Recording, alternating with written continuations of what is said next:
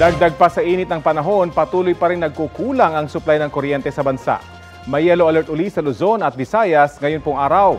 Ayon sa National Grid Corporation of the Philippines, naka-yellow alert ang Luzon. Mamayang 1:00 hanggang 5:00 ng hapon. Meron din ang 7:00 hanggang 11:00 ng gabi.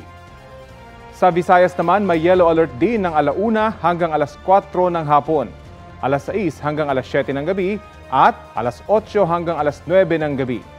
Dahil sa sunod-sunod na pagkakaroon ng red at yellow alerts sa bansa, maghahain ang ilang mambabatas ng magkakahiwalay na resolusyon sa Kamara at Senado para imbestigahan ito.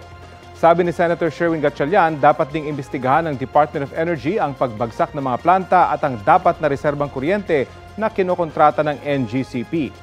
Ang Makabayan Block naman sa Kamara, nais pa imbestigahan kung bakit taon-taon umanong kulang ang supply ng kuryente na nagiging dahilan pa raw para tumaas ang presyo nito. Kapuso, alamin ang maiinit na balita. Bisitahin at mag-subscribe sa GMA Integrated News sa YouTube.